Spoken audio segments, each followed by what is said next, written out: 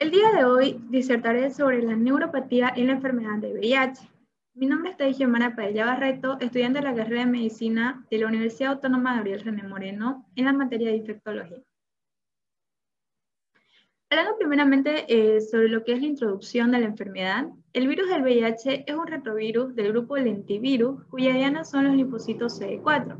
Generan una falla progresiva del sistema inmune que es el SIDA o el síndrome de inmunodeficiencia adquirida.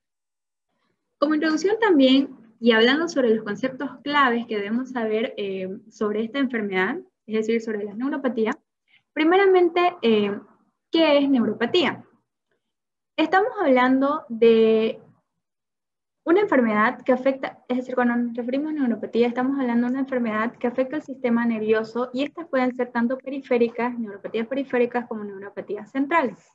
Y hablando de neuropatía periférica, nos referimos a cualquier desorden del sistema nervioso periférico que puede ser desde una mononeuropatía, radiculopatía, hasta polineuropatía. Y cuando hablamos de una polineuropatía, estamos hablando de un proceso que afecta de forma generalizada y relativamente simétrica varios nervios periféricos, estos de predominio distal. Y por último, dolor neuropático.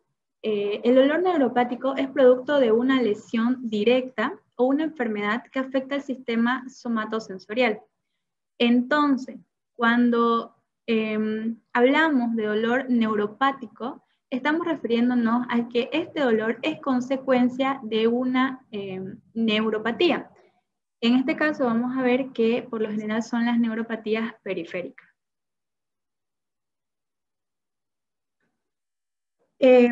Para hablar sobre las alteraciones, primeramente hay que saber que en el sistema periférico existen tres componentes, que son la parte motora, la parte sensitiva y poco frecuente la parte automotora. Y es entonces sobre el primer componente, que es el sensitivo, que los pacientes llegan a consulta, sobre estas alteraciones sensitivas. Estas alteraciones sensitivas o sensoriales se dividen en dos clases. Están los síntomas negativos y los síntomas positivos. Los síntomas negativos, como lo son la anestesia o la hipoestesia táctil, térmica, dolorosa y o vibratoria. Y los síntomas positivos, como lo es la parestesia, en el que se presentan síntomas de adormecimiento u hormigueo, la disestesia, que son las manifestaciones subjetivas descritas por el paciente, pero más asociadas al dolor, ya sea de tipo ardor, descargas eléctricas o tipo frío. Están también los dolores paroxísticos, la hiperalgesia y la alodinia, que la hiperalgesia es un estímulo que puede ser doloroso, pero que la respuesta es más exagerada. Es decir, estímulos que por lo general no son dolorosos, pero se vuelven dolorosos. Entre las alteraciones también están las alteraciones físicas, psicológicas y emocionales, que principalmente están los que afectan la calidad de vida del paciente de una forma negativa, como lo son el ánimo, relaciones, sueños y sus actividades de vida cotidiana. Y el ausentismo laboral, que este es de un 42,9%, es decir, del 100% de las personas con VIH, al 42,9% de estas personas tienen un ausentismo laboral debido a estas patologías. Hablando sobre la epidemiología en las neuropatías, vamos a ver que la prevalencia de neuropatías periféricas por VIH es alta. En realidad es la complicación neurológica más frecuente. Luego está, es decir, las neuropatías son como dije, la complicación más frecuente, pero entre la neuropatía más frecuente en sí está la polineuropatía sensorial distal simétrica, que esta tiene una prevalencia del 50% de personas con VIH la presentan, es decir, también del 100%, el 50% de las personas con VIH presentan este tipo de neuropatía. Entre su incidencia está entre el 0,7 a 39,7 de cada 100 personas por año la presentan, pero es poco frecuente en niños. Hablando sobre la clasificación de estas neuropatías, existen más, pero voy a hablar de las 9 principales que son las que más se ven, que están primeramente en la neuropatía periférica distal simétrica, que es la que ya hablé, que tiene una prevalencia del 50% de las personas que tienen VIH, la presentan. Están las neuropatías tóxicas, que principalmente están asociadas al tratamiento antirretroviral que afecta a los nervios. Luego está la polineuropatía inflamatoria desmielinizante, que es de menor frecuencia y puede darse de forma aguda o forma crónica, y la forma aguda de esta polineuropatía es la que conocemos como el síndrome de Guillain-Barré. La mononeuropatía múltiple, que también es conocida como multineuritis, que corresponde a la afectación de varios troncos nerviosos de forma asimétrica y asincrónica. La neuropatía autonómica, que es una forma de polineuropatía que afecta al sistema nervioso no voluntario y no sensorial, es decir, daños en los nervios que controlan los órganos internos como el sistema digestivo, cardiovascular, y los órganos genitales. La polirradiculopatía progresiva, que esta se caracteriza por debilidad muscular de las extremidades acompañada de pérdida de la sensibilidad. La neuropatía motora tipo ELA, que ELA es la esclerosis lateral amiotrófica que afecta a los nervios periféricos motores.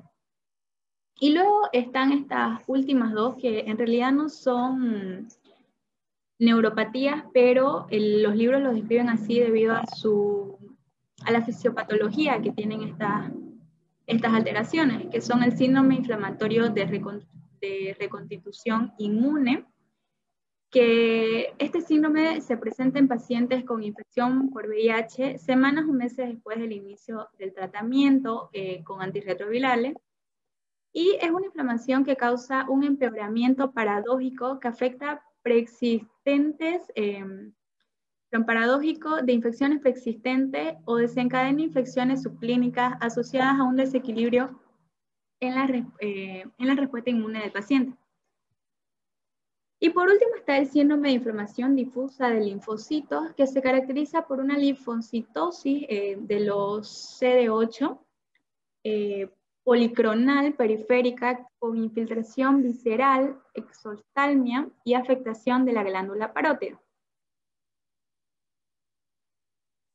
En los factores de riesgo, vamos a ver que están la disminución de los linfocitos CD4, la alta carga viral, el tratamiento antirretroviral con las principales drogas como las D-drogas y otros como los inhibidores nucleósidos de transcriptasa reversa y algunos inhibidores de protasa como el indinavir, saquinavir y ritonavir.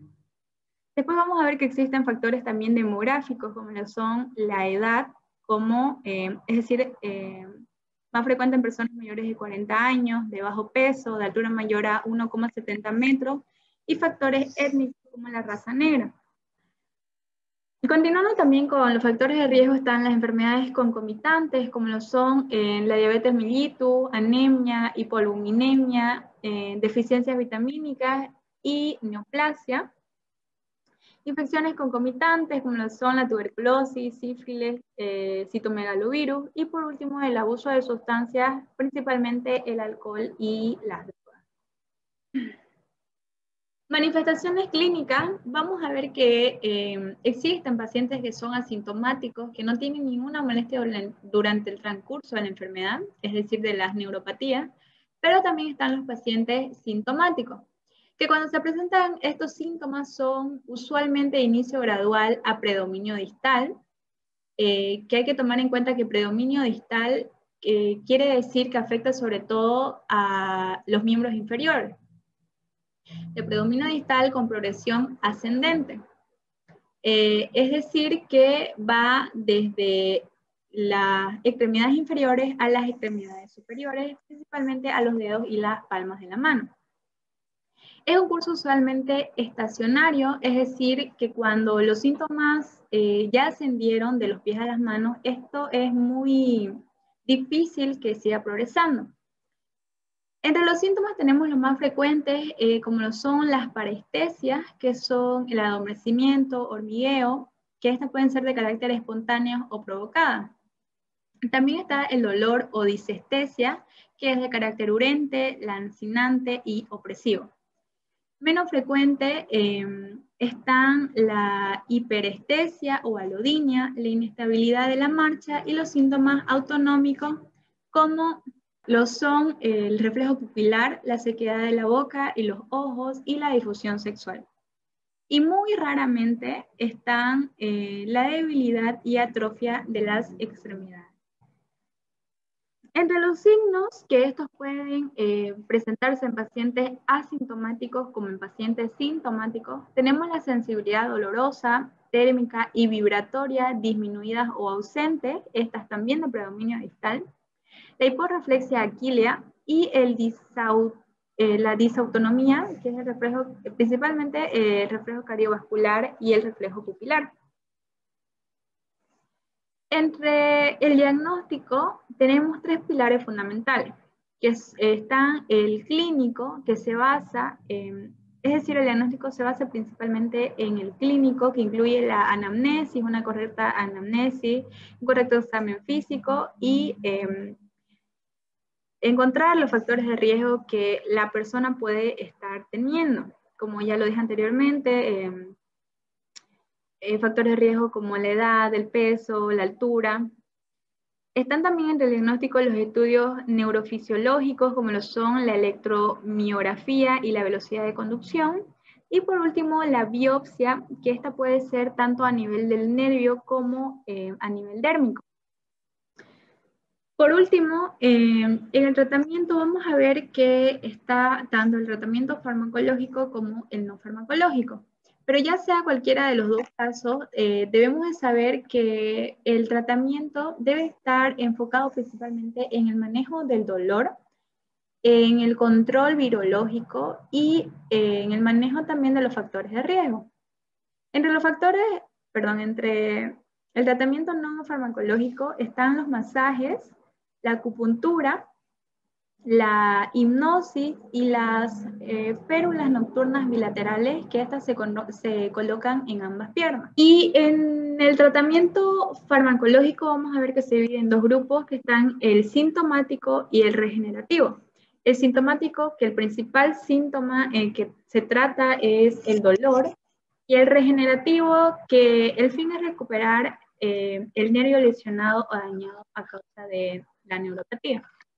Pero cabe recalcar que no existe hasta el momento un tratamiento farmacológico aprobado por la Asociación de Medicamentos y Alimentos de los Estados Unidos para la neuropatía por VIH.